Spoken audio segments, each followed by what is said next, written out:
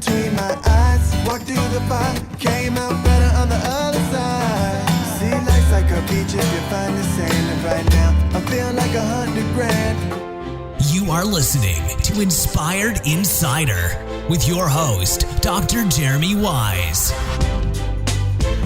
All right, well, let's rock this Cleveland Indians versus Chicago Cubs style right now. All right, let's do it. Do it.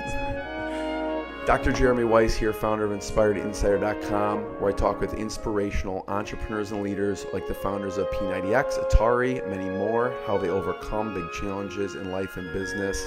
Our sponsor today is Rise25.com. It's where entrepreneurs of 6, 7, 8-figure businesses come together live and in person every few months to solve their biggest business challenges and leave with lifelong friendships.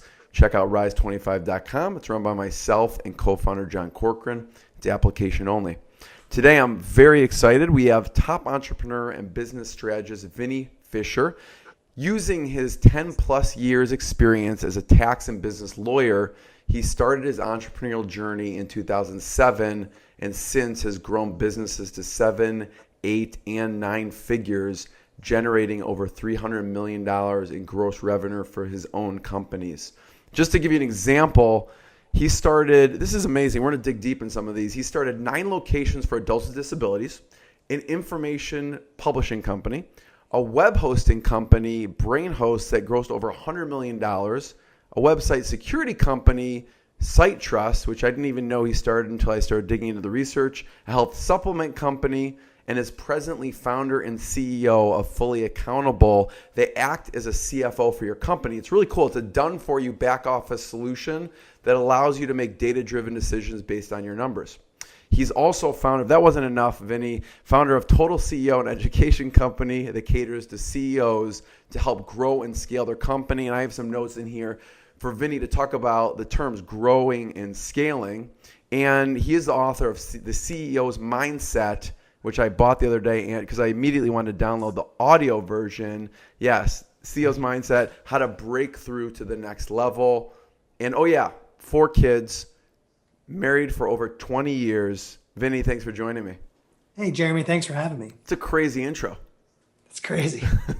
I want to start with one thing. You know, I know that you really value your family and your kids and your wife. And so I wanted to start off with, how do you set up your day to spend time with your family and pay attention to your businesses? And maybe talk early on days, but start now. How do you set up your schedule now so that you try and do everything?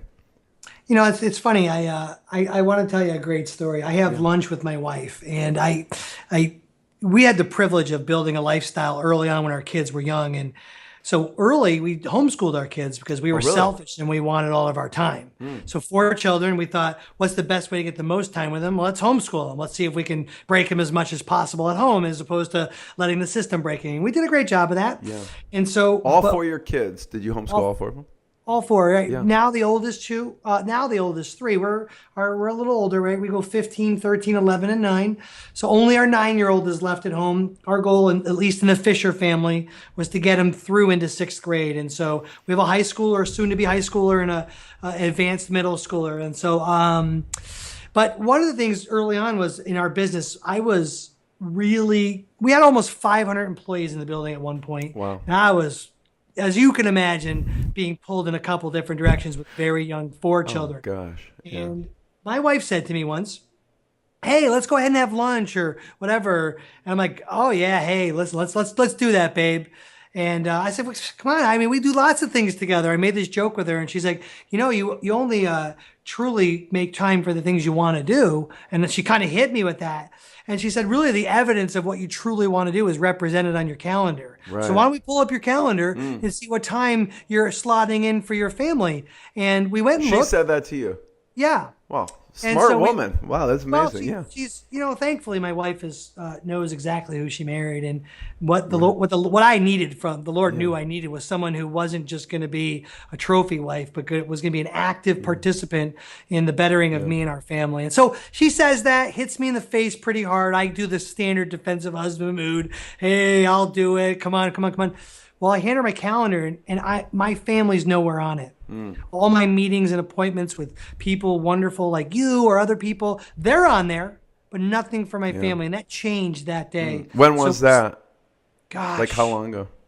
That was probably 5 years ago. It was a big change, almost 6 years ago now. It was a big changer for us. It was, I remember because my oldest was in fourth grade. And I kind of remember, I would always try to make it. I was the weird dad who would make it to like the pumpkin patch thing or show up to the stuff at school. And people are always like, what's he do? Is he like unemployed loser? Like, how is he able to show up to all that stuff? So I was always cool in that stuff, but literally the quantity of time versus the quality of time didn't exist. So for example, I wasn't necessarily engaged. When I went home, I didn't have solitude of what I would do. So this thing controlled my life. Yeah. So if it rang, I answered it. Yeah. So now we just have things that I mark out. So when I'm home at a certain time, I actually don't turn it off. I turn it over. Because what happens to me isn't that it rings. It's the flash of what I look at that grabs my attention. So now a good tip is what I would tell people is if you're in a meeting or even if you're home, just turn it over. You'd be shocked how less intrusive it is. I always have it on stun gun mode on anything I do. So I don't even hear ding or ding. I don't ever hear any of that. So as soon as I turned it over, it was a changer, a game changer for me. And so I will tell you, looking backward, the more I invest in my wife and children, the better my business is run. And so if I could show you, you just can't see it, but I work on this stuff a lot. So like there on my chart is my little black book. I'll take notes in front of you, but what you didn't see on there was recently, this is a picture of my day. So if like if you see it, it's a picture of my day, and I'm kind of model out what my day looks like to my family.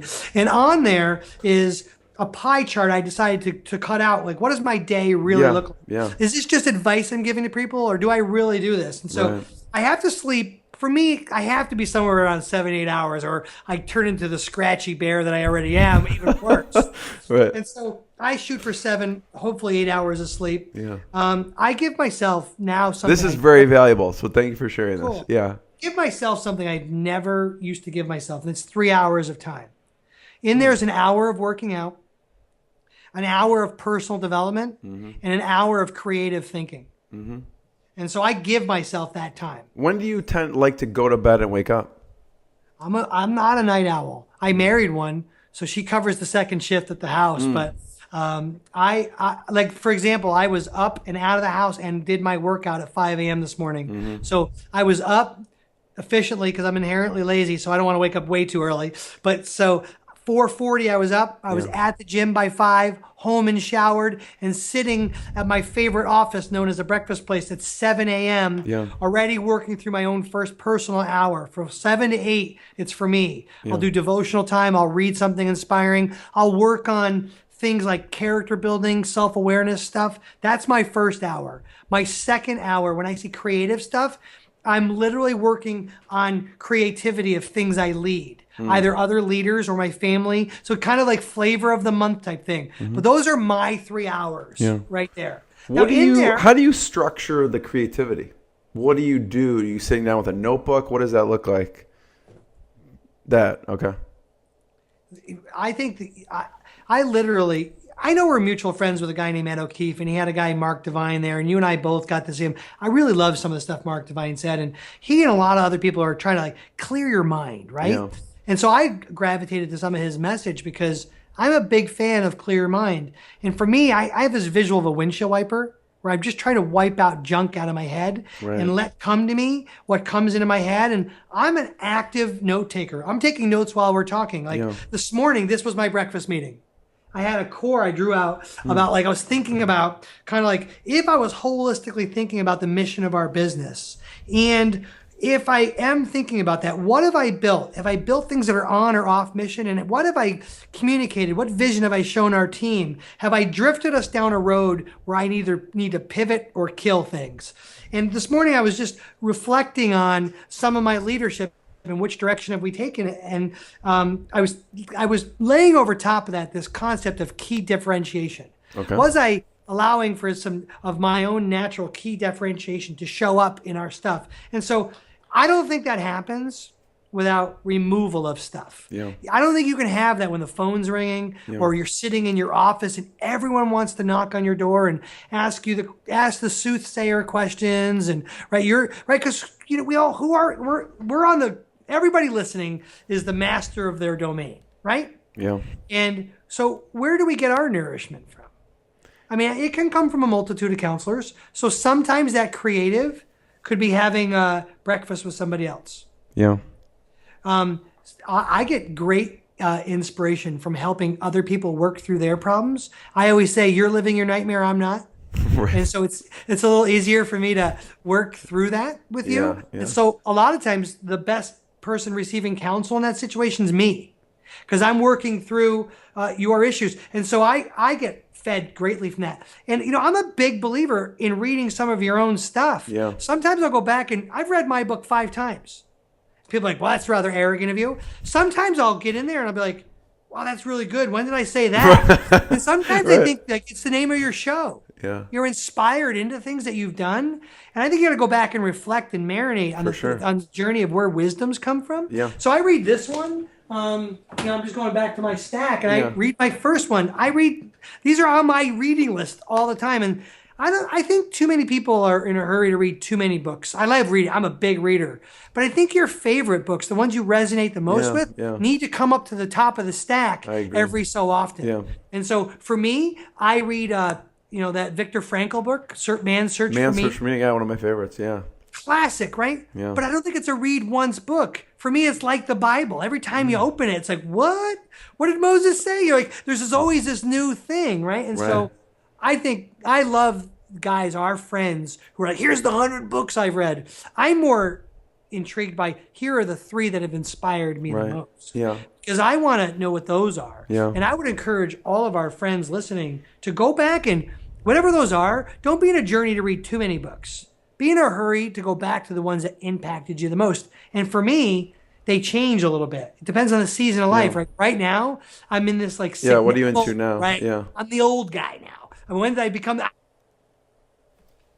I walked into a room, I'm like, how did I... Everyone's looking to for advice. So I'm in very wisdom-seeking things for leading my children, for our leaders. So it looks probably a lot like self-awareness and personal development, but that's the stuff I'm reading more than I'm reading tactical stuff right now. So, Vinny, the chart you drew on your notebook, which business was that for? The breakfast meeting. A company called Total CEO. Okay. Yep. And so its mission, I write it out. By the way, I encourage you to do this. I write out the mission every time I'm doing something like that. So when I'm drawing stuff, how do you reflect onto your team or the world, the vision of it, if you don't know what it is? So the mission of that company is a training and education company to help develop CEOs with leadership and strategy skills for leading an entire company, not just the part they're good at. Yeah. And I created that business because I want to fix a hole in the marketplace. And the first place I discovered that hole was in me. I'm an excellent salesman. I'm a pretty darn good product developer. I absolutely sucked at the other 4 areas of the company. And so much to the point of abdicating them. I famously broke a very successful hosting company because of not paying attention to all parts of the business. And so we might not be talking about this wealthy millionaire on the phone. We might add another comma or a different zero set had I not done some of that. So I've changed this part of my life to... people ask me, like, why are you in the service businesses now? These hard things when you're such a great product guy. Right. And so when I was drawing this morning, I was consumed with, was I a little bit off mission? Yeah. Am I so good at building products that I was building one product after another? Or am I still on mission? Is everything I'm building for the CEO? And the reason you asked that and why I was drawing it, one of my scale opportunities there is once I grow it and I've got the privilege to scale, it's going to be off me developing and training coaches in our way of doing it. Because I have a real struggle with people out there coaching today who might have just slept at a Holiday Inn or read a good book and lack some way to do it. And joking aside, I'm very thankful people step up to be coaches. It's a tough job, and quite honestly, I'm not sure I'm great at it. What I am good at is training coaches and equipping them with how to work with a CEO. So I just I noticed some mission creep in some of the stuff I was doing today.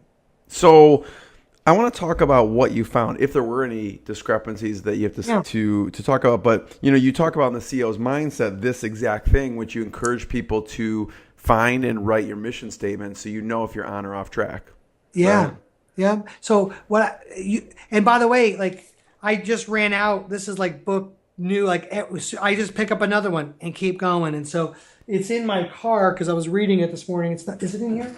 Oh, I brought it in with me. Cool. So I brought my backup. I always bring it with me for a while. So one of the things I encourage people to do is to continually be writing down your mission. Yeah. And so so I literally just a few weeks ago was rewriting it over and over and over until it's a clear statement. Yeah. Now you might have to change it, or you might have written something that sounded nice, hallmarky and all this great, and then you line up what you do as a company against what you wrote, and you're like, freak, that's not at all what we do or I wrote.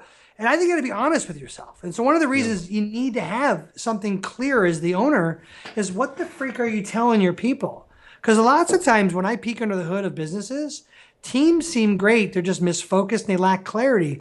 And that is, if I could show you, this is something every day, I'll just take it off the wall. This is me, right? So if you lead... If you're listening, it says lead with vision. Yeah, lead with vision, right? Where there's no vision, the people perish, right? And so what if we, the leaders, cannot communicate our vision to people, it starts with this lack of foundation where you don't have anything clearly identified. So we call me the chief disruption officer around here. Yeah. I wake up every day starting 3 companies. And by noon, I have to talk myself out of them. Right. And so the mission actually, I think it's holistically important for the entire company, but I think it's the most important for me. And the reason I say that, it's not just an Apple exercise, because I've got cultural values around our company. Right. Literally, those 3 companies I wake up and I dream about, I write inside this nice fancy book. Well, if one of them is to open up a copycat of digital marketer, or hey, you know what? I want to be inspired insider today. And none of that fits within my company's goals, our mission. I need to kill it as fast as possible. Right. Well, if I don't have that on the wall, if I don't have that like literally tattooed on my heart, then how do I know what I'm protecting against? Yeah. And to me, I'll tell you, the number one Achilles heel for business owners isn't the lack of ideas. It's the chasing of too many of them. Right. So, I want to talk about that for a second. So what great ideas? I mean, you have ideas that you've executed on that have become very successful. What's great ideas that you came up with, you knew you could execute and be successful, but you killed it? Because I'll tell you, one is the one you announced in my thing, Site Trust.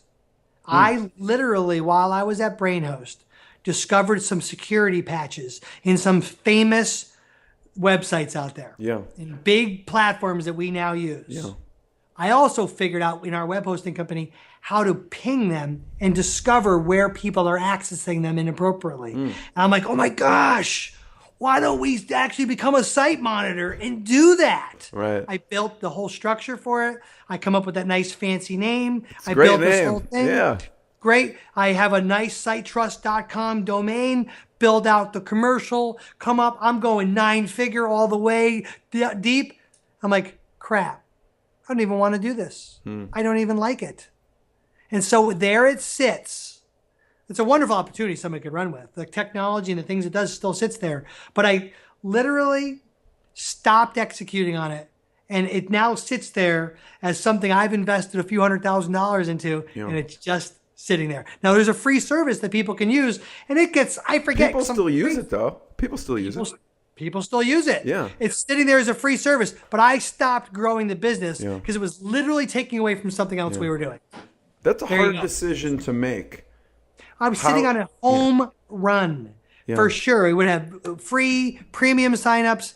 It for sure is an 8-figure business sitting there. You have to pick. You can't serve. So how do you decide at that moment to not pay attention to it? Because you see all the things on the wall. It's successful. You've already started on it. How do you decide it's a hard decision? Yeah, I think you and I get paid to make those hard decisions. That's what we do, right? So I don't think there's this romantic answer that you're going to like Ernest Hemingway onto a notebook. I relied on some of my wisdom and experience and said, which one am I going to execute on? And then I laid it against the mission of what I'm doing. Yeah. And I actually discovered for Vinnie Fisher that I like the service business of fixing, there's three main holes that kill businesses. One of them is we always think not enough traffic, right? The real hole is you're in the wrong marketplace or your message is selling to the wrong people. Yeah. But that equates into your offer sucks, right? That's number one why your business closes. Two is the wrong team, right? You didn't build the right team. And the third one is you ran out of cash. The Italians, we all say the funds are low, right? And so if there's no cash, you can't run a company. Well, we set out to solve those last two problems in our businesses. And so SiteTrust didn't fit. You still Didn't own fit. it though, right?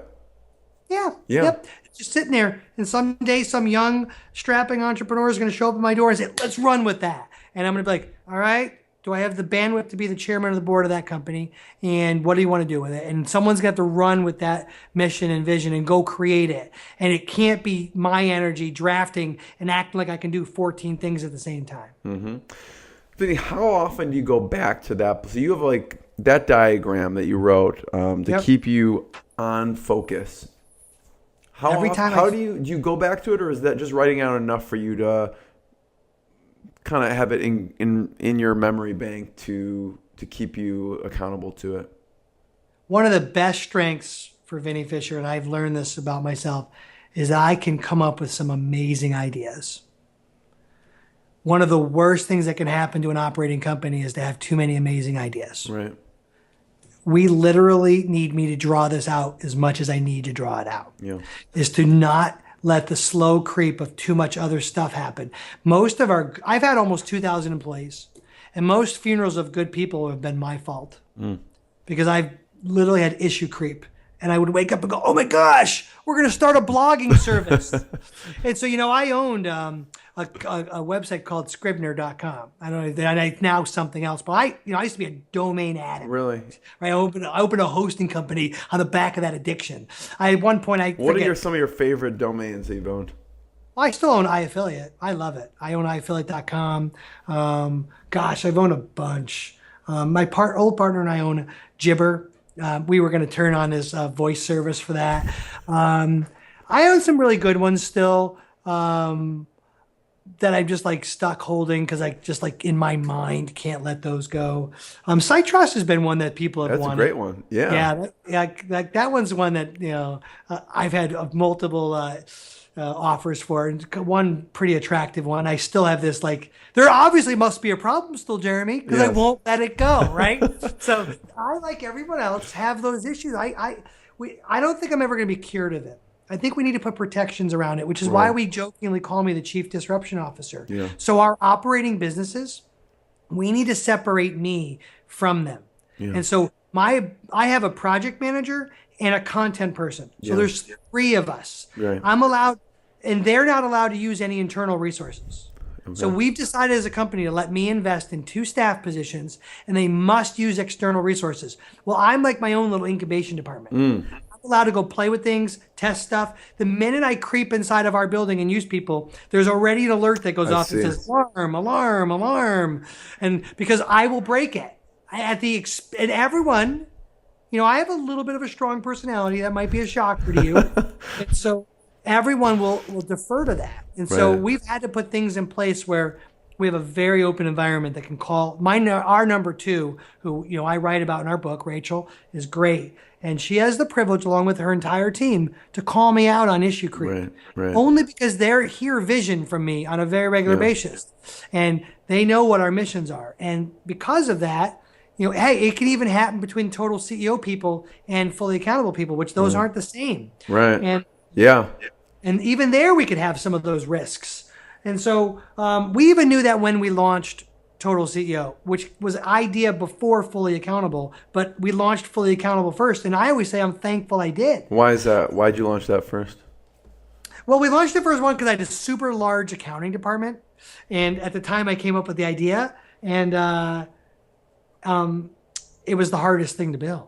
right? It's a back office solution of like doing boring numbers and the things I absolutely hate. Like, I don't want to put together any of that detail. As a matter of fact, I barely want to read my morning report that comes out. Right. I actually, if you could just shoot me out a fortune cookie of the answer and like give me the thing, that's all I would want. Right. I would want nothing else. And I built an entire data company off of managing the back end, one to fix our problem. It was mine.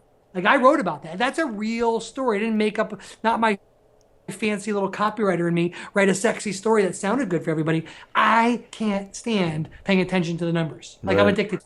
As a matter of fact, anything of the opposite of paying attention to the numbers, I'll do. No matter what. You want to, like, if it's pay attention to cash or go play racquetball, I'll go play racquetball. Right. If it's whatever, cut someone's hair and I don't even know how to cut hair, I'm going to pick cut hair instead of pay attention to that. Well, that is a problem in your business, right? And so you need to either raise up and be in charge of people who are in control of those areas, or stop doing what you do. And I don't think the solution is abdicate. If you look at the failures as entrepreneurs, it's mostly people who abdicate these parts of their business. It's rare. We joke a lot about an offer, and there are some very crappy offers out there. But most guys who lead with delivering value are good at what they do. They're experts, right? It's rarely the issue. It's almost always abdication of some other area. So even I have to fight that on a daily basis. So I draw that chart out whenever I need to, or probably whenever I'm called out by someone on the team. Like, how does that fit? And I'll go back the next day and be like, and of course, I'm like a crybaby like everybody else. I'll be mad at first, and what do you know? You don't know what you're talking about. I'm the genius around here. And then I'll, like, next day be like, crap, I think they were right. And I'll go think about it. And what a good question that is, right? How does that fit? How does that fit? We should be asking ourselves that. Yeah. You know, the guy. You know where I got motivated from that? The guy who grew 1-800-Flowers said, how does that help us sell more flowers? Right? And I saw him on Undercover Boss. Someone asked him what was the key to their success. And he said, how does that help grow more flowers? And the bit was, one of the mechanics came up with a way to build in, this was pre all in the technology now, how to build in GPS so they weren't getting lost on their, and he saved like 5 minutes of service time. And he presented it to the, whatever, direct report of the mechanic shop, right? Because they have a fleet of trucks. Right.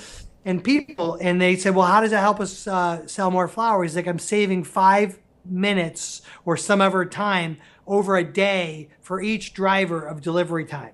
That's how we're going to get more flowers into people's hands. And what he said was, which stuck with me, which is it opened up the creativity of the people in the office. When they're on mission, they're more creative. And so team members, when they clearly can see the vision of what exactly you're doing. My people, you know, everyone always says, man, I love your team. They're just on it. Well, they know what they're on. Right. And when you do, you'd be amazed how often someone will say, you know, for Total CEO, our statement is, how does that help us save more companies? Yeah. Our thing. How does that help us save more companies? And at Fully Accountable is, how does that help you know your real numbers? Yeah. And so those are our statements. So how does that help us accomplish the mission? Come up with that. If you can come up with your how does that help us sell more flowers tagline, that's cool because it makes it a little more real inside your company. And I would challenge that everybody has that. And later on, remind me to talk to you about what my biggest push I'm on right now. Yeah. And it's Go ahead. the measurement. Go for it right now. Yeah. It's the measurement pieces. So I have a friend. I'm very fortunate to have a friend. I only have one. And so, you know, it's good to have one. But I have a friend of mine who's is a billionaire in the making, and his lead investor in his company is one. And he's one of the co-founders of a home improvement store that starts with Ohm and sounds like Depot. And that's just supposed to be fun. I need a better clue than that. Sorry. No. All right, let me back it up. I think it's orange or blue or something like that. And so, well, we were talking one day, and I was describing to him something about the company. And this was in the middle of, we grew up a company called Leading Health, a big health supplement company. And it's before we sold it. And I was joking about affiliate sales and how, like, you know, we really got to be intimate. And he's like, so what's the measurement tool for evaluating your affiliate manager? I'm like, what do you mean? I mean, like get more affiliates. He's like, what? And I remember him stopping me in the middle and said, if a team member, he says employees, I say team member. So he said, if an employee does not know how to measure their job to the specific one function they do, how do they know when they're being successful or not? Yeah. He said, that's how all the large companies who are successful run. Yeah. He said, if you're not successful, it's because of that. And I'm like, oh, crap. So I went under the hood and started testing this theory. And gosh darn it, he's right. So I practiced kind of a triangle. I call it the team triangle. Yeah. You got to build, which means grow your team, right? Just hiring and development and finding the right people. Then you got to train them. You got to develop them. You got to invest in them. And the last one is you got to measure them. And I'll go ahead and, I don't think I told your people this, but we'll give some free gifts out. So a lot of the things we're talking about, I'll leave it at both our brand names. One is thetotalceo.com and the other one's fullyaccountable.com. Both of them /inspired. We'll leave the relevant gifts to those companies for your people. So one of them's on this team piece, this team triangle. And in there, I'm focused on the third piece of that. I focus on the first two all the time. But right now, I'm like a dog on a bone on this last one, measure. Measure, yeah. And it's the way for team members to be managed, right? So there's this argument that if you're a doer, you might be the one managing yourself, right? Yeah. So it isn't just managed in a capsule like you manage other people. Sometimes you could be managing yourself. Well, he said to me, okay, let me ask you, he started role playing with me. So let me ask you, because when I meet with my salesman, what do you think his only core metric I want to hear from him about is? I'm like, he's like, don't overthink this. I'm like, good question. New sales? He's like, exactly. He goes, I don't want to hear like how they fixed the dialer. I don't want to hear that they improved conversions. How many new sales did he drive through the door? So then I started going with this, and I built out a tool, which I'll share with your That's crew. great. Yeah. Entrepreneurs need this, of like literally what's one core metric that you should measure. And so to give some flavor to this, like a CFO should only have one core metric. And I might add, from that core metric, typically we've learned that there are probably 3 sub metrics that come out of it. But a CFO should only be measuring one. And that is the profit margin of the company. Not profit. Like, the reason that's a bad metric to measure is if the industry standard of an information company, let's pick on Fully Accountable, since we'll just pick on my companies. Yeah. A service business that provides that kind of service should have between a 30 and 35% profit margin at the bottom. So you go look it up. The industry trends should be about 33 points. So we should set a target profit margin of, I like to shoot over, not under, of 35 points. Right. And then if the CFO's job was to focus on profit and we made money this month, then what would we be measuring towards that's good performance for the company? So if I made $5,000 on $1 million, but I should have made $330,000, we got ourselves a problem. Yeah. Right? Service businesses can be a little bit more profit margin, but very hard to scale, right? Yeah. In a products business, like we actually have a trend chart too, where we can help people with industry trends that we did at Fully Accountable. And so if you care about that, we'll have that up for you there. But we figured out that a good e-commerce business, depending on what type you are, should be around 15 to 20% on the bottom when you're done. Yeah. And so a CFO should set up their profit and loss statement based on that trend. And if you didn't hit 15 points, why? Right. All right. That's enough beating up on the CFO. No, I like this. Because I noticed when I was doing the research and I was looking at some of the case studies that you wrote about, like the real estate education training company. You not only talk about the revenue, but you always are mentioning the percentage of profit in there. Yeah, because none of us, if you believe you live in a blue ocean, consider and evaluate strongly what you do. Right. Your differentiator might be the blue ocean, but you live within an industry that already exists. Right. I mean, most successful things have existed for a while, right? Even Uber is still at its a car transportation service. Right. Well, regardless of all that, your efficiencies, the way you do it might be different. you can look on this thing called the Google, it's Google.com, and on there you can do some research and find out what is an industry trend of what you should expect to profit within your industry. Well, today, that should become your target profit margin. And your whole business should be run off that. I heard a guy speak who was the founder of LegalZoom, who's now the CEO of what's that company with Jessica Alba's the son? Honest Company. The Honest Company. They're about to get somebody's taken them out, some wonderful funding. Well, somebody asked, I think Roland Fraser asked him a great question, like, should I be focused on growth or profitability? And I loved his answer because it's what we talk about all the time here. He said, no one should be focused on growth unless they have an unlimited source of funding. Everyone else should be focused on profitability. So unless your acquisition model is all to grow customers and absolute no fear of closing because you don't lack capital, otherwise everybody should be focused on profit first, right? And not just profit first, profit margin first. Yeah. Because if you don't have something to grow to, how do you know if your payroll crept up too much or your indirect expenses are too high? So that's why the CFO's one core metric should be profit margin. So I was joking around with someone in our industry recently, and they said, okay, what should my affiliate manager be focused on? I'm like, all right, let's talk about it. And they're like, signing up new affiliates? I'm like, do you care if you have a lot of affiliates? At one point at Brainhouse, I had 22,500 affiliates. Wow. I don't know anyone else who's grown other than Amazon, some big affiliate programs like that. And so I grew a big one. That was not the metric, right? Yeah. The metric is new sales by affiliates, whether they're existing. Actual results. Right? Yeah. So I only want to hear from my affiliate manager through a lens of new sales by existing or new affiliates.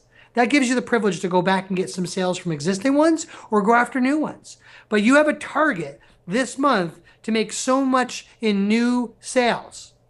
And the problem I have with existing sales is salesmen need to go out and rehunt. And so the metric has to be new sales. And so I'll give you a great one, customer service manager. Let's play along to make sure we're paying attention to set you up for your tribe. What should be the metric of a customer service manager? A customer service manager? I mean, people not dropping is one. I mean, retention of a customer. Okay, so those are all good sub-metrics. The one they should pay attention to is refund rate. You have an established one. You probably have an industry standard on one. And then you have yours. Right. Right? And if yours is high or low, then you start looking at some of these sub-metrics. What's our call time? Does our package get there when it's promised? Are our people properly trained in the way they communicate with our consumers? Those sub-metrics come out of the one that starts with the immediate result we get from our consumers, right? And so I start talking to customer service managers about that, and it like, boom, like, oh my gosh, I can't believe it. So here's a great one. Let's go right to the top.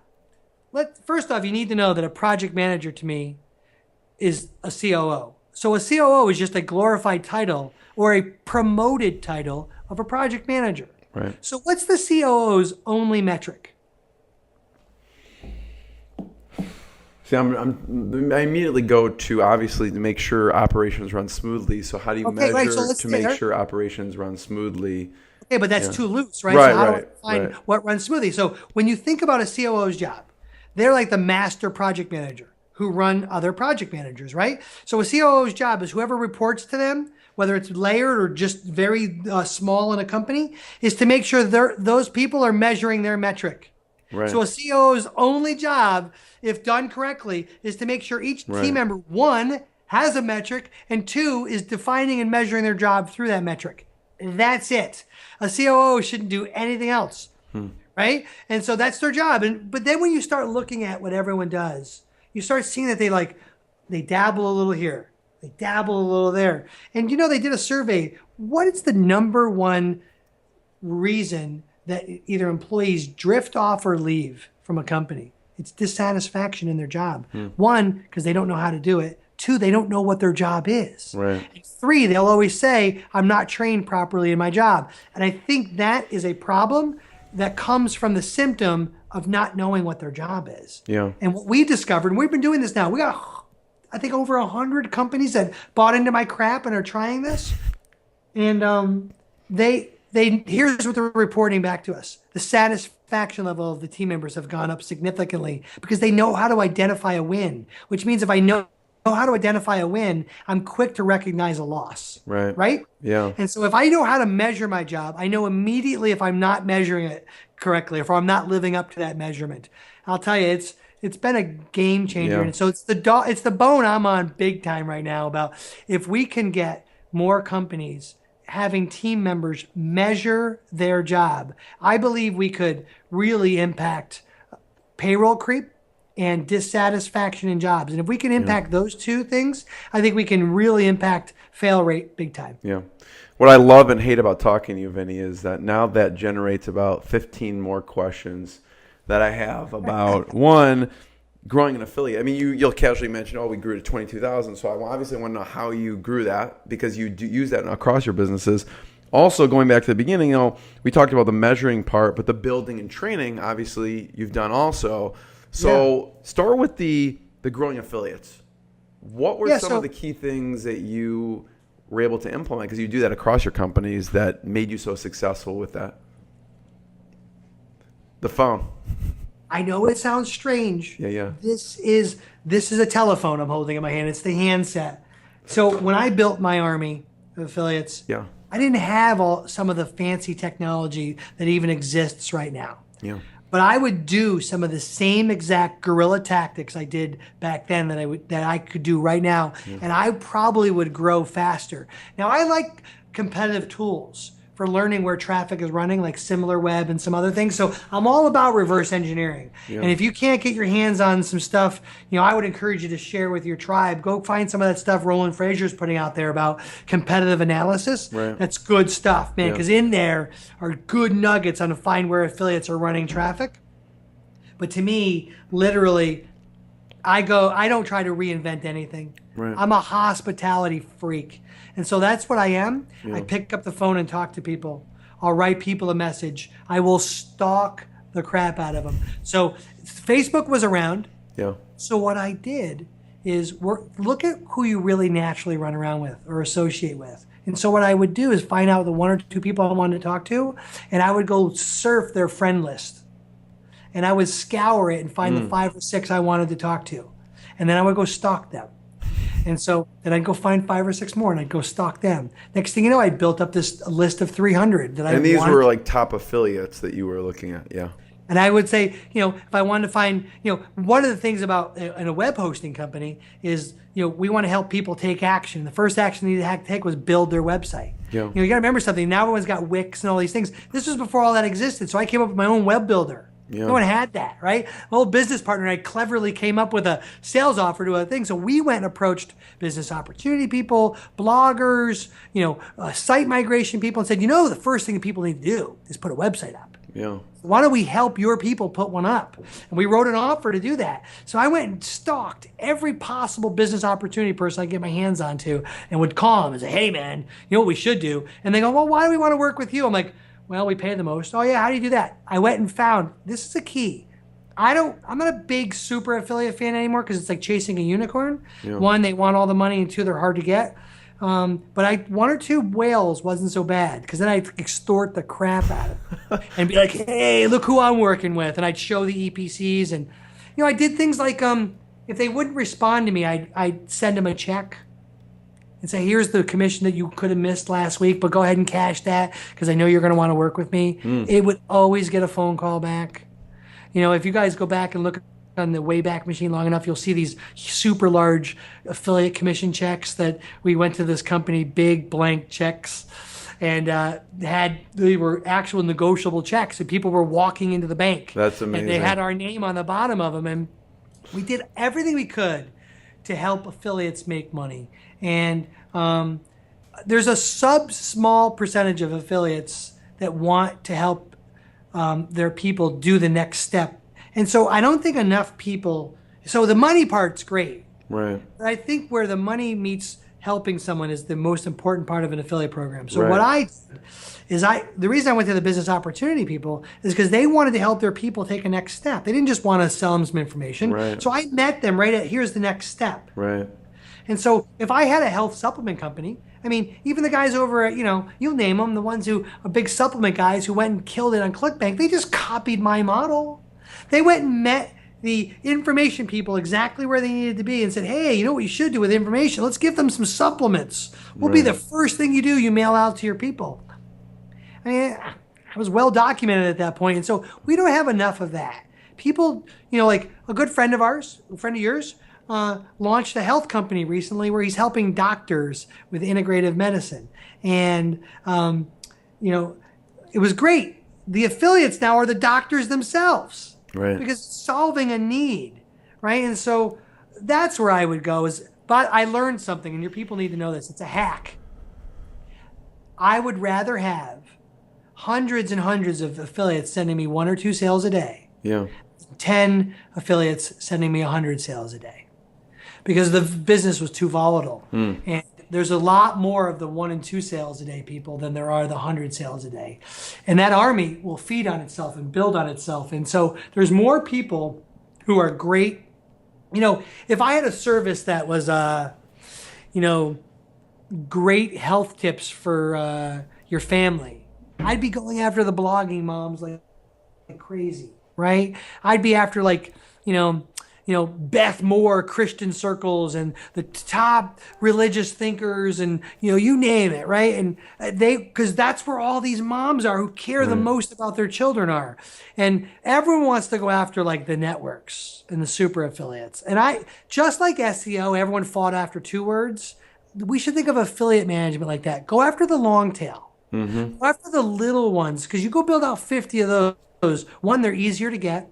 2, they don't make any money now. So they're like, yeah, someone wants to pay me. Right. And 3, you'll find out that creating a spread of more people talking about your business. So literally, as soon as I started taking on hundreds of affiliates, we were getting them faster than we could have them sign up for because people were seeing us everywhere. Yeah. And it started building on itself. So of those 22,500, I'll tell you the punchline, only 20% of them really sent solid sales. Right. All kinds of zeros sitting there.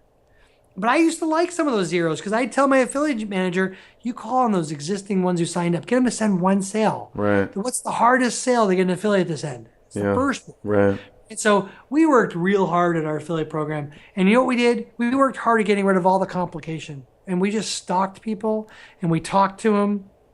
We would use a tool. There's some great tools out there now. We use a tool called Excel spreadsheet. Right. And we'd take their name down and we'd write all this stuff. But now there's these great programs out there that allow you to kind of track your last communication with them and do stuff. And I believe a lot in, I have a whole stack of them here. Thank you notes. Yeah.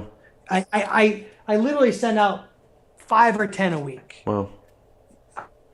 I don't think anybody who's focused on sales should get too far away from the element that worked. And the ones who are looking for what's the fastest way to sign up affiliates and try to find a way to not communicate, man, not to pick on the millennials out there, but every one of my millennials want to do everything they can to IM, not email, not over communicate, and hope that magically things get done. Well, I'll tell you, it's that one-to-one personal connection.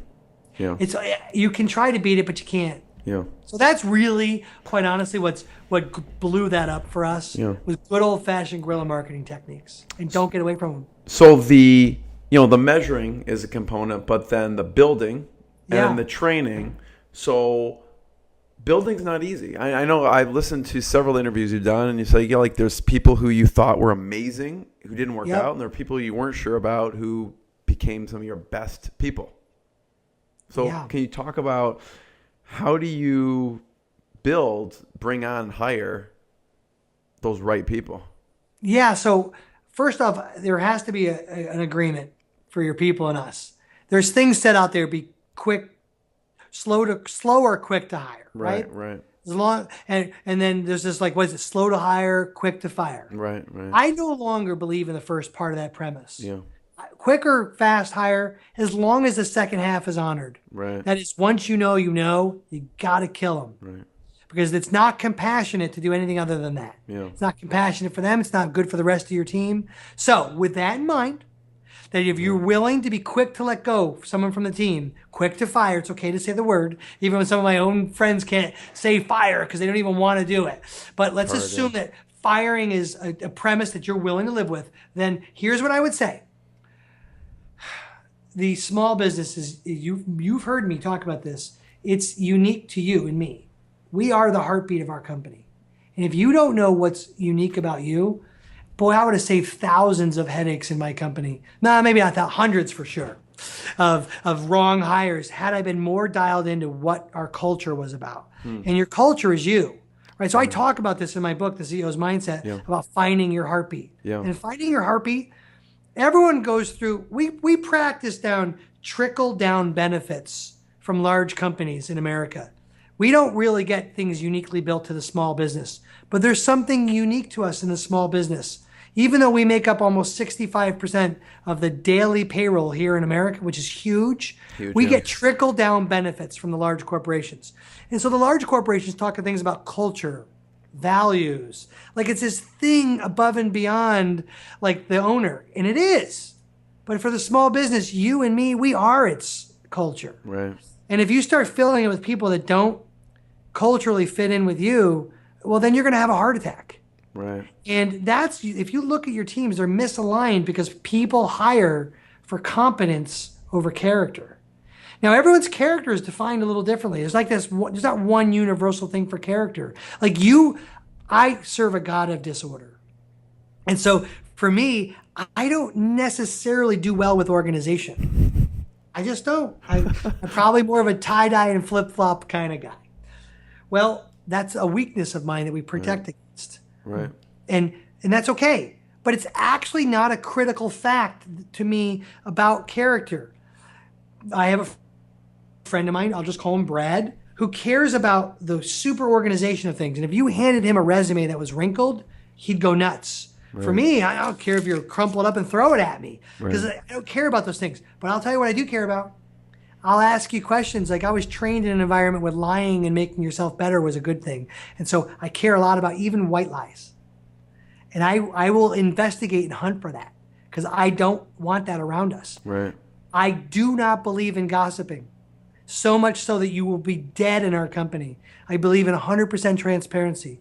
I believe if we say we're going to do something, we either tell on ourselves or we get it done. And I have a list of 5 of these things that I believe in. And they matter to our company. And when we're interviewing people, we make up this list so that we're finding people who line up with that stuff. Yeah. I didn't know how to be a lawyer until I was trained to be one. So I can't just hire someone. So I care about their minimum subset, and we make them take a test. Right. So if you're going to be an accountant in our company, you better have a base skill set in accounting. But with all things equal on that, I don't make our hiring decision about who's a better accountant. Right. The decision's about who fits into the character of the company. And then we're filling a hole with the right role. And we're looking for a way to say no to somebody. If I practice more of a standard of this reverse hiring, once I have my armed, what we call cultural wall in place, which is really just a subset of values about me, that's what allows us to be wrong less. And when we're wrong, we fire real fast. But I'll tell you, the small business, Jeremy, needs to really be guarding. We say stuff like, oh, I'm terrible at hiring, or I really don't want a large staff. We're almost like anti-abundance with that thinking. It's like, I really want to only let my company be so successful. And if it has to have more employees, well, I don't really want to let it be that successful. It's like this crazy thing we'll talk ourselves into. Right. And I think what we mean is we just don't want to get burned by managing people who we hate. Right. And I would say, don't put people in your company you hate. And you're like, how do you do that? Yeah. There's a lot of good people out there. We need to stop hunting for great people. It's a unicorn. Hunt for good people who can be trained. Don't hire for competence. In about 90 days, when they've finally caught up that they know what SEO means, or they know how to necessarily put an exit pop on a website, well, then competence is gone. Right. And now it's about they actually know what the word blog means. And now it's about something else, right? Imagine hiring someone to put up all your podcasts and you were out there looking for someone with expertise on the process of putting up podcasts and you couldn't stand how they work with you, in about 90 days, you're either going to slit their throat or your own. Right. That's how most hiring happens today, is because we think we're hiring for a job that needs to be done. And we forget that even ourselves learn how to do something. And so I wish I could get everyone to throw away the competence piece. Yeah. You can test up front for a minimum skill set and then only be interviewing people with the skill set, and then take skill set out of the way and only interview. And I have all those resources for your people for free. It's this reverse hiring standard. You should be a barbarian at the gate looking for reasons to say no. So I didn't tell you my number one biggest one. You can't yell at me. My wife knows this. My team knows this. I can't be yelled at. So I'll say stuff. Really? I can't be yelled at. I'm completely done the minute you yell at me. And so, and I have to work through that. Maybe take some medication, do some things. I got to work through that. I just cannot be yelled at. I get it. People are passionate. It's when it turns on to me directly versus about the issue is where I have a problem. So I'll ask interview questions like, hey, tell me about the last fight you got in the office and how did you handle it? Right.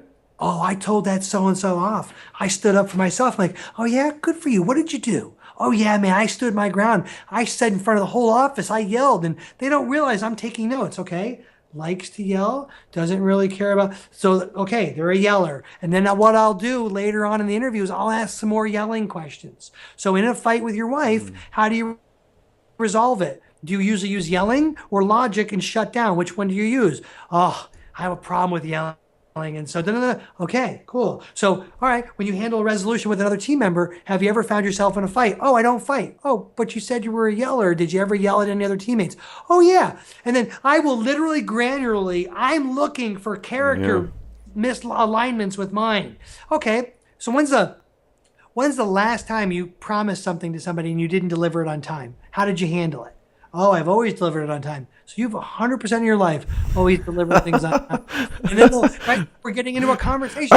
You're the lawyer comes out in you a little bit. Well, but I'm caring about you, the person. Yeah. Suddenly If they're going to fit.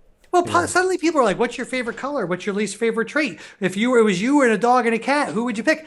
What does that have to do with anything to do with work? Like, I would tell every interviewer to go on a self-awareness thing and think about the things that you hate the most about yourself and put those on the wall and make sure you're guarding against those with other people, because you're looking for character alignment. Because who gets the most benefit of the doubt in your life? You do, right?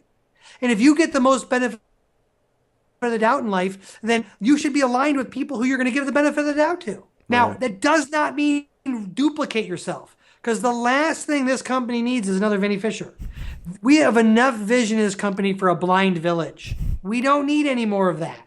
We need executors. We need some organized people. We need people who are technicians at certain things, who have the same character makeup that I have, who are wickedly open to transparency, who are okay with being called out on their core weaknesses for the purposes of developing up, who will use yelling as a direct last measure, will do everything they can never to talk about somebody unless they're standing in front of them. Yeah. These are things we care about, right? Yeah. And that's how we interview for people. Yeah.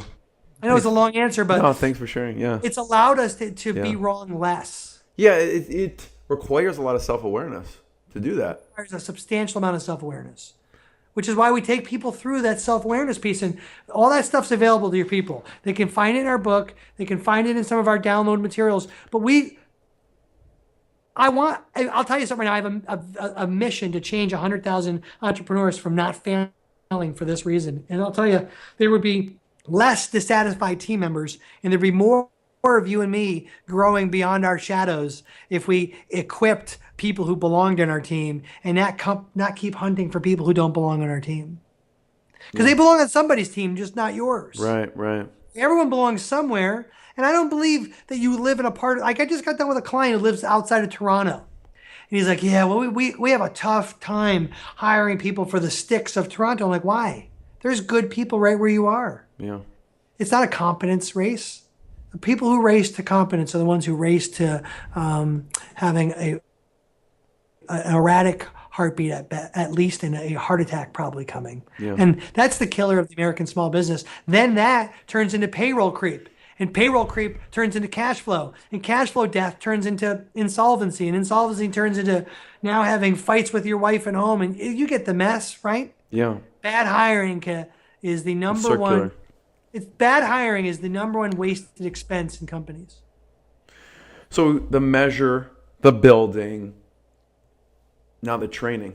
Yeah. Now you have them. I mean, you spend all that time, energy, effort, and now you bring them on. And probably most people don't have a training. I mean, what have you found with the training? What's common? Oh, I'll tell you, most employee members don't get it, and most employers don't know how to do it. Yeah. And I would say we sometimes overthink this issue.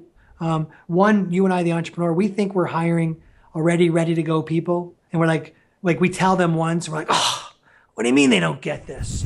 I spent that whole hour telling them exactly how to do something that took me 5 years to figure out. What do you mean they don't get it? Right. And so we get almost accosted by the fact of having to spend more time developing somebody. But I'll tell you, I believe it internally. I believe it about the two teams that you and I both have in the World Series. If you invest in your farm system, it'll keep paying dividends over and over. And so training, developing your team should be very purposeful. I used to be a lifeguard. And for young kids, they teach this thing that I think is anti-lifeguarding or anti-training of swimming. And that is they walk you in the pool and then they say, okay, let's stick our head in the pool and blow bubbles, right? I get the concept. Well, I have 2 young kids, so we're teaching them to swim right now, so I know exactly what you're talking about. It's getting them to be familiar with the water. Right. But really, quite honestly, the idea of swimming is a survival technique. So I look at swimming techniques as I look like employee training. Throw them in the deep end. Make sure you have I love this. Go Throw 'em in ahead. the deep I end. love it. I laugh because in the very beginning, Vinny, you said I'm a nonconformist. This is before we, we hit record, and when people say blue, I'm thinking pink, and so this is such a pink. I feel like a pink way of thinking of things. So keep going with this. Yeah. Yeah. So I believe in hiring the most youthful people, and that's in mind, not in age. Yeah. And sometimes that works out to be both. Yeah. But I'll hire a moderately trained someone, either someone out of the marketing department or an analytical person right fresh out of school, because I get them only moderately broken. So I'll have so much stuff to fix on them. Right. And I believe in throwing them right in the deep end. Yeah. So give me an example. What's one, but with their life jacket, you said? No. Not with their life jacket. With a life preserver close by. Oh, I got you. Okay. So with my daughter, we chucked her right in the pool, and I was in the water swimming and treading water. So if she didn't naturally come up, I just pick her up. Right. She wasn't going to drown in a second. She learned how to. We have a natural instinct to do certain things. The problem, what do we need to teach an employee to do? To critically think. And when we spoon feed them this 90,000 hours of training, we're not helping them critically think. So for my world, tell me. I love this. Yeah. I won't answer questions unless it's a question back at you. But what will I do? I'll go so if I'm training someone how to run Facebook ads, I'll go get Ryan Dice's Digital Marketing Lab Facebook thing. I won't go get my own. I'll just say, hey, go watch this. So you get a base subset of terminology down. Guess what we're going to do? What? You're going to go turn on our Facebook account and you're going to run some ads. And you're going to get the right to spend $1 a day figuring out what works and what doesn't. And you're going to get in there and you're going to learn how to do it. Instead of blowing 100 hours watching someone else do it, I'm going to get you doing it. Right. And then you're going to biff a lot and you're going to come back to me and we're going to go, okay, cool. Now let's go watch that training again after you've went and burnt $300 of our money trying to figure out how to get ads that didn't convert. Right. And I'll tell you, far better. Pitchers in baseball don't just pitch simulated games. They get out and pitch real ones. Right. Right? Yeah. And so, like a farm system, you don't get to pitch in the major leagues until you know how to do it. So we just lower your budget and your spend. Yeah. Right? So if someone's going to product develop and that's their job, go make a freaking product. Right. If you're going to be a salesman, get the freak on the phone. Don't just watch me making sales calls. Get on and we'll work you through your stuff. So in my world, if you walk into my office and say, hey, how do I, what's that thing again I do where people type in their email and it goes into this thing and then it stores it? What do you call that again? I'm like, well, what do you think that would be called? And I'll just sit there and stare at them and make them come up with answers. We literally, I'll tell you, entrepreneurs, if you really want to be critical about what you do, look at how quickly you are. Look at it like parenting. If you're quick to give an answer and you're not quick to shepherd their heart, they're not going to critically think. They're going to be like a robot for you. Yeah. Have you ever left the house and you wondered if you didn't turn the coffee pot or the garage door? Because there's such rote things you do. Well, that's what a team member is like when you are always giving the answers. They don't commit to memory what they're doing. And so have you ever been extremely frustrated where someone seems to be asking you the same question over and over? Well, why are they trained to think anything differently when you're literally giving them the answer? Yeah. So it might seem harder in the beginning, but I remember a guy once said to me, the struggles of parenting are going to impact you now or later. Which choice are you going to have? Right. And I'm like, ooh, that's kind of deep. Well, I take that into parenting. I take my parenting principle into coaching up team members. Yeah. I'm going to invest now or later. So what are some of the tactical things we do? I mean, I'll share some of those with you, but literally, I'm inherently lazy. So I only believe in doing something once. Right. Like I don't want to do something twice. So if I'm going to train you, it's like the genius of this podcast. If this thing wasn't taped, I'd be very upset. Like, what? We're going to do this again? And I guarantee I would shoot it differently the second time I did the first time. Yeah. So all of our team trainings are videoed. Also, one of the big mistakes I think managers or even owners make is you somehow think you have to create the structure for the teammate. I make them create it. Right? You create your checklist. You create your process. You show me that you know how to do your job and document it. I'm shocked when I get on these forums that you and I sit on and people are like, does anybody have any good wikis or checklists that people should have so my best employees don't leave? I'm like, yeah, it's called them. Make them record it now. Start today. And so we have an attitude of, you can walk down a dirt road as long as you're paving behind you. Right? So every employee's got to think like that. It's the best training tool. So we videotape everything. Everyone's required to do at least an hour a week of ongoing training. So if you're a Facebook runner, then you need to read FAQs or look at the newest, latest, greatest videos out there about running Facebook ads. If you're doing affiliate tools, then you need to go out and find out the new competitive research tools that are out there. Everybody in their job has to do something. And then we do things like guest speakings, where we let our team members at the company meeting speak about their newest, latest, greatest thing. And someone doesn't know who they are when they're up speaking. You just get picked. Nice. So that's fun. Like no one will know today who the guest speaker is. It's going to be somebody.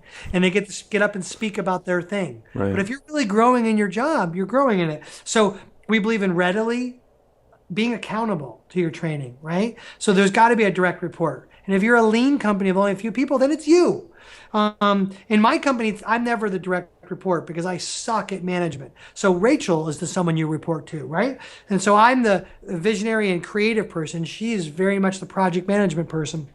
And then the technicians are whoever they are.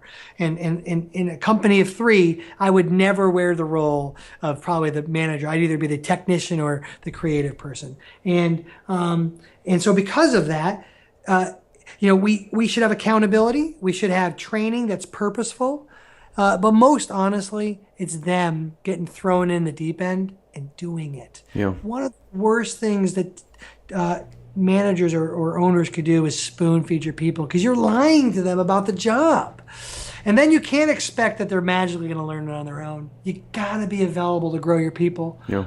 And you're going to invest the time, or you can lie to yourself that you're not going to invest the time. But we know that Vinnie has to invest so much time in the new people or they're not going to turn into something better. Yeah. Yeah. Thank you for that. Throw them in the deep end. I love that. Throw them in the deep end, buddy. That's the only way. It's the only way I've learned that effectively works. So Vinnie, and you have to break under pressure. Vinnie, with fully accountable, can you give me, so people get an idea of what it is, because someone receives like a report and of their key metrics, and can you talk about some of the decisions people have made because of what they're getting from fully accountable? Because so you know what I love about that service? Like, it started for me, but just so your audience knows, Fully Accountable is a complete done-for-you back office solution in the accounting world. But what we did that's our unique differentiator is we tied operation to accounting. most softwares or even accountants out there only deal with the historical aspect of something in the past and are reporting that number. We, under real-time accounting, have tied everything real-time into your CRM, your bank account, your gateway, so we can report the numbers real-time so that you know your cost of acquisition as close to real-time as possible. Right. And so what's really cool is we report winners and losers. Right. And we that's the what I manual, love about it drives decisions. So that's what I want you to talk about. Yeah. So for me, you get a report every day if you want that shows you basically your P&L broken down by real money tied to your real operational costs. And everybody's a little bit different, but about 80% of all of our clients have about the same core metrics they want, like labor to revenue ratio and all these things that are their core metrics. Well, what's fun, Jeremy, is since we're reporting the manual part, which is the analyst, forget the fancy dashboard and all the things we have. The secret sauce is somebody looking at the numbers and telling on it. Because even if you get the fancy dashboard, someone's got to read it. And if you're like me, I have a disease to reading it. And so I just want the answers, or I want someone to tell on me. And so what I've watched with great marketers, as soon as we can identify the winners and losers, they're stopping the waste of expense immediately fast. Yeah. We watch companies double and triple their profit margin by making decisions of shutting off traffic that isn't working, killing payroll that shouldn't be there, expense creep, saving a ton of money in taxes. It's all over the place. But for me to encapsulize your answer correctly, it's we help them identify winners and stop the losers. Yeah. When do you think, I know you probably can't mention names, but what's been the biggest decision someone made or produced the most results? Maybe they cut a loser, maybe, whatever it was because of that report. I can tell you guys that there are a few guys that, one of the early on clients we had was digital marketer, and their big, expansive growth was when they realized that they were spending money on traffic they thought was profitable, and so we showed them it wasn't. And it literally changed overnight. Now they've grown to a sense where we only do certain things for them, and we've graduated most of this internally and trained their team. Mm-hmm. Another one's Ed O'Keefe, right? Your boy. Like he had a staff of 4 accountants internally doing bookkeeping. I had no idea. Yeah. 4 internally. And literally we replaced that cost of less than what one of them was full time with what our service was. And he was doing about 2.7 million in revenue at the time. Well, we identified so much losers in traffic. Well, he ended up doing 1.3 million in revenue. At 2.7, he wasn't making any money. And when we quickly cut him off, he started making 10%. And before we knew it, he was at a 22% profit margin because of that. Another one is our buddy Kent Clothier over at Real Estate Worldwide. They were having a hybrid model of software and sales on the back. And their salespeople on the back, Kent loves this story, yes and no, but he doesn't mind me telling it. Well, they had an assumption of the salesmen, of their best salesmen were these certain people. And we were able to track time on the call, the leads closed. And as soon as we were able to track time on the call, they thought their best salesman, who was on average on the phone 18 minutes, was closing the most. And that the people who were on the phone actually around 12 minutes had more closes. And when we fixed him down from 18 to 12, what he did was closed more people. Really? Yep. And so we took a really good salesman and got rid of the chatty Cathy part. And he ended up closing more people. And we didn't fix the chatty Cathy part. The sales manager said, what the heck's he on the phone 6 more minutes for? Started listening to his calls. Oh my gosh. You don't have to tell him about the Magna Carta. Get off that. Just tell him about the thing. And it's like, so literally once you have a clear metric in front of you, it gets a lot easier to manage the people. And those are 3 real stories. I could tell you a whole bunch, but those guys love talking about themselves. So they love me talking about them too. So there you go. A little plug to our friends, but that's the reality of some realness to it. Vinny, what's also interesting is that I want to hear about that kind of the switch from you were the lawyer, tax and business lawyer for 10 years to entrepreneurship. I mean, you're advising, I think I read somewhere, like you're advising, maybe 20 companies at a time. So it's almost like you're helping run all these companies because you have all these people you're on retainer. But you do have to make the switch to just your own thing. And what's interesting is you start with the creative learning workshop with 9 locations for adults with disabilities. that was strange to me to read. I'm like, that, I was like, how did that even happen? But how do you make the transition from tax and business lawyer to full-time entrepreneurship? I'm not convinced that entrepreneurship is for everybody. Yeah. I think it takes a certain level of aptitude and ability to do, and probably thick skin to be okay with failure. Yeah. Right? There are really good number 2s, 3s, 4s, and 5s that probably need to be on other people's teams and not suddenly have a good night's sleep and say, I can do this on my own. And so, but I quickly on knew I was one of those guys. I mean, I owned my own law firm. I mean, the joke always starts back to a family tells a story where, basically my brother broke his arm and I took over the newspaper route and did it better than him. And he never got it back. And the newspaper company fired him and got me. And so ever since then, I've always been a guy. I ran my own tax service during law school. But while I was practicing law, I always was helping run other people's businesses better than they could run them. Because I'd see things in it and I'd fix them. And so I was very much a hired gun, got paid a good amount of money. I probably dollar in, dollar out, never made any better money than when I was practicing big boy corporate law because I was running some pretty healthy companies. The story about the mental retardation business, somewhat irrelevant, but I just thought it was I fixed a hole in the law. And after I did that, the client I represented said, yeah, big shot, great, you fixed a hole in the law, but I can't provide that service because there was a conflict of interest. I said, I'll do it. He said, you're just a dumb lawyer, so give me a shot. So he gave me a 5-year contract, and I grew a huge location with 500 employees and 9 locations, and I went hard and fast. And that was at the time I grew that when our publishing company did $110 million in revenue in 2008.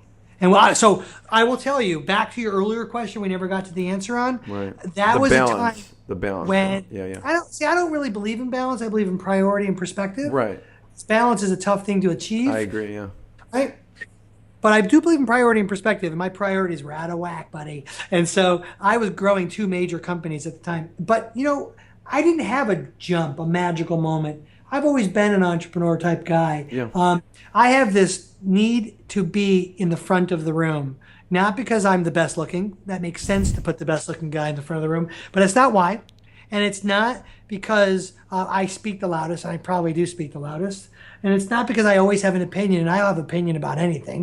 And it's probably not because I'm the most passionate. But I can get passionate about a bowel movement. It's because literally I want to lead.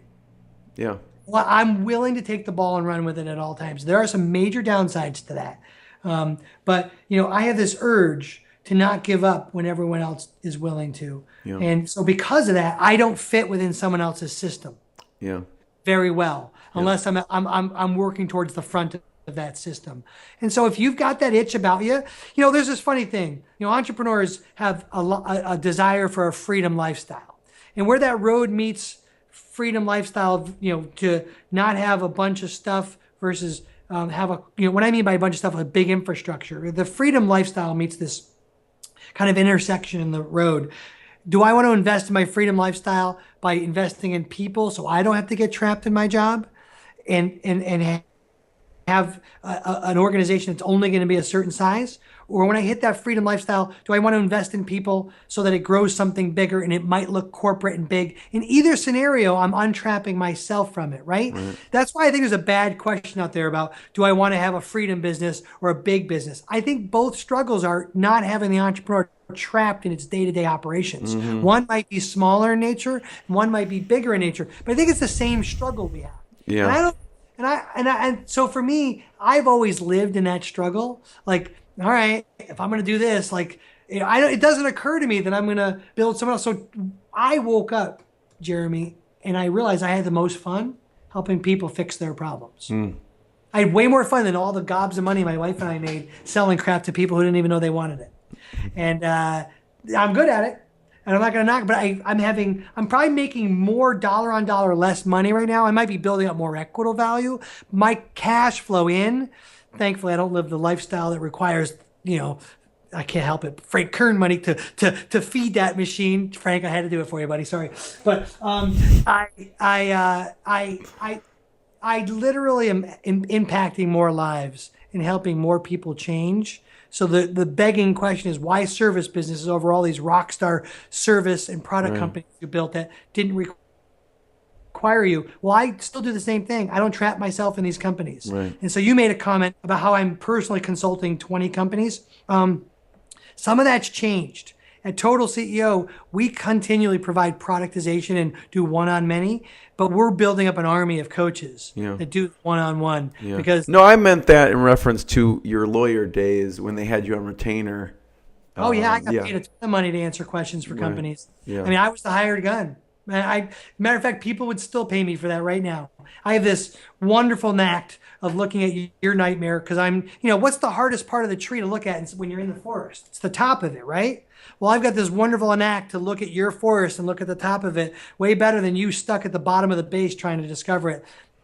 Well, I think everybody could look. I just have a better ability to do that. And since I'm so quick to give an opinion, I have a fast one, pretty fast, which probably is why I'm not the greatest coach in the world. I'm quick to solution and not so quick to helping you walk through that journey, which I think there's some wonderful coaches out there, including our own.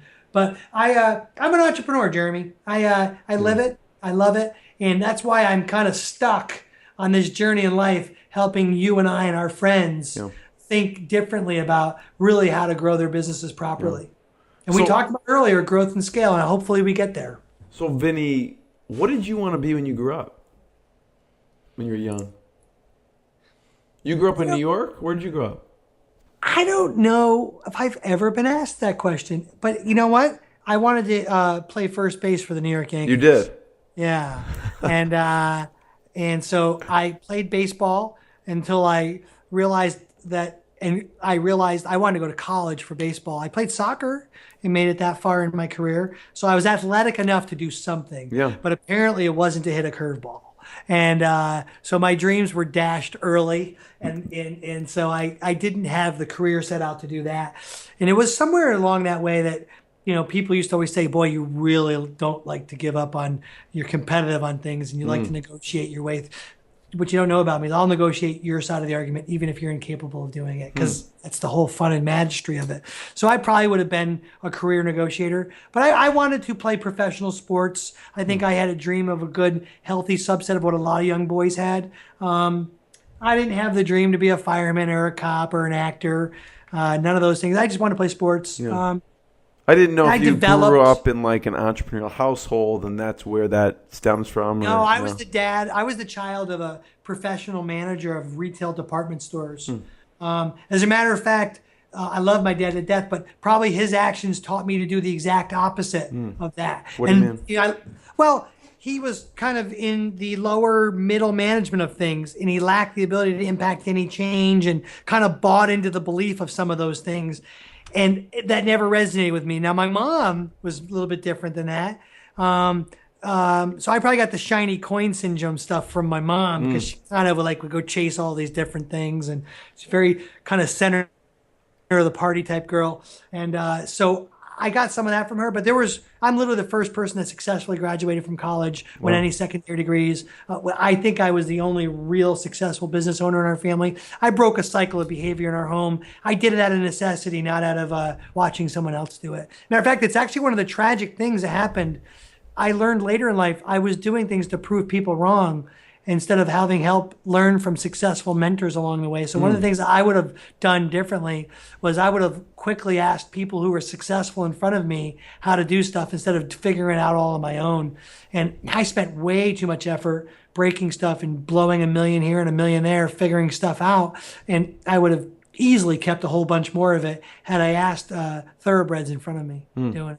Yeah, I would have loved to have fixed that, and I hope that inspires one other person to pick up the phone. And I think everyone should have a desire to stand up on stage someday and get a lifetime achievement award for something, and have to point to the first row and thank every person in the first row for their success. Right. That's a wonderful image everyone should have, and not get up and hold up this trophy and go, "I did it all on my own."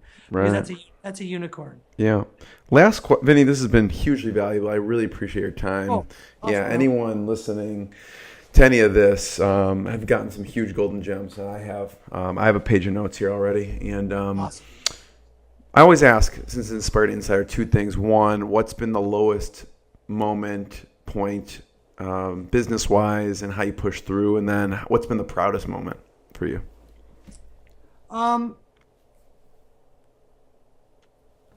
I had two low moments. One of them I wrote about, and I'll just briefly tell that story.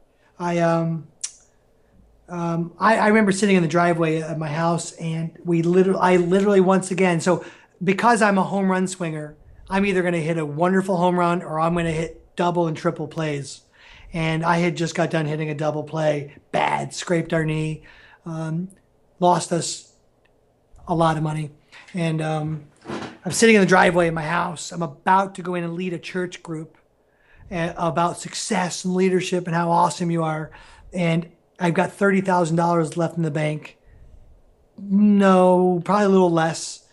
And I can't make payroll. And I literally am praying to the Lord, saying, "All right, Lord, what do you want me to do? You want me to just pack it up, go some other way, knock out the economies of the people we have? Or, what should I do?" I get a phone call out of nowhere, like divine intervention type stuff. And it's my internal accountant. She said, "Hey, were you expecting a check from this affiliate network?" I'm like, "No." She goes, "It was like for $33,000. It's exactly what we need to make payroll. What should I do?" And right at that moment, this is my low moment. Well, it wasn't the success part.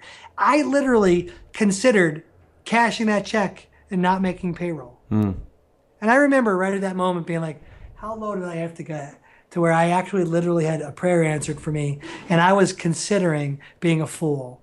And I remember going inside the house and admitting to everyone in my home that literally I was at my lowest, thinking about stealing the money that would have did exactly what we needed to do in our business. And the second one was when I landed from a vacation to see my face on the front of the news that we had just got sued by our attorney general for violation of a contract by the company that bought our business. Holy cow. And they named us in the lawsuit. And I thought, how fun is that when the general counsel and almost quasi-elder of a church gets named in a lawsuit, and I had to go deal with our elders and all that stuff. That was a pretty low moment for me. Hugely, but it was a big character builder. The low moment wasn't the church, and the low moment wasn't the people in our church. The low moment there was skinning the knee in front of my cheerleader. It's the first time I'd ever really failed in front of the bride. And so, but I look back at that, and it was a wonderful part to our marriage. So I don't look back at it. I tell that story proudly because it actually helped Deb and I work through the tough things in life, not continue to act like we've got this like rock star life where we don't have things. My best thing, Jeremy? I want to stick on that for 1 second, because what's really interesting about you is the transparency, right? Most people, I don't know, I can't speak for most people, but a lot of people maybe would have thought that, put it aside and just done whatever. But you decided to go into that house and admit it to everyone. I had to. It's funny. My wife will joke. One of the quirky things you want to know about me is this: my brain cannot get off something, and so if I go to bed thinking about something, I will literally live it out in my dreams. My little son Vinnie, my little Vin, has the same issue. He'll get up, run around the house, and he'll be all active in his thing. Well, I'm very much the same way. So, like, if I tell myself that itches. And if my brain thinks about it itching, next thing you know, my whole body starts to itch. And I have this thing. So my brain will be consumed on it. Right. So if I don't go deal with it, I'm going to deal with it anyway. So I might as well bring everyone into it. Yeah. So I'm thankful that, because I was taught the opposite of that. I was taught shove it down. And it's what led to some physical unhealth. It's what led to, not trusting in people. It's what led to probably even moments of unclear or depressive type thinking. And so I would encourage everyone, get it the freak out. Right. What's someone going to do? Tell you they don't like you because you tell people the truth that you suck, or your feet stink like everyone else's when your socks are off and your shoes are no longer on? Who cares? Right. Right. I quite honestly, if people on this show like me less because I told the truth about the things that suck, then they weren't someone I was going to impact anyway. Right. Yeah, thank you. So the proudest, one of the proudest, obviously outside of your kids and wife. Are we talking about in the work setting? Yeah, business. Or just in life? Business. Like business setting? Yeah. So I'm actually living some of my proudest moments, which is really cool. So I believe in a farm system. I told you that earlier, right? Yeah. And so Rachel, who I'm growing to be a world-class COO, is one of my finest moments. And So watching her, she was being trained to be a lawyer and is a licensed lawyer. And I made her take the bar. Once she started excelling in our system, she's like, oh, I won't take the bar exam. I'll just be in business. I'm like, you're taking the bar exam. And so I forced her to do it. But I'm watching before my eyes. We're going to talk about her 10 years from now being one of the premier COOs. And so she's a wonderful accomplishment. And I love how what we've worked on is character building, not on all the structure and process of teams. So she's a wonderful, she's almost like a daughter to me. And she'll jokingly say I'm old enough that she could be my daughter. But that's a wonderful moment is the accomplishment of the team we're constantly building around here. And she's right at the front of that. Yeah, that's great. So everyone should check out fullyaccountable.com. thetotalceo.com. And if you want those resources, I don't know if you want to talk about them or people can just go. You can go to fullyaccountable.com/inspired or thetotalceo.com/inspired. Yeah, it's / not backslash. / / inspired at thetotalceo.com as well as fullyaccountable.com. Both of them / insider. And so what we did is we have a brand new book coming out for Fully Accountable called False Profits, Why 99% of Entrepreneurs Fail. We should have that book out soon. And since this is like the Library of Congress, your show will be up forever. We will put up the free link to that inside of Fully Accountable. But for now, we are giving out a free copy of my latest and greatest soon-to-be bestseller. Amazing. Yeah, very generous of you. Thank you. Yeah, we also have a copy to my original book, which is a bestseller called The Best Investment, A Better You. That's in there for you. We also have included links to your core metrics that we want everyone to use. So we have a bunch of resources and tools for that.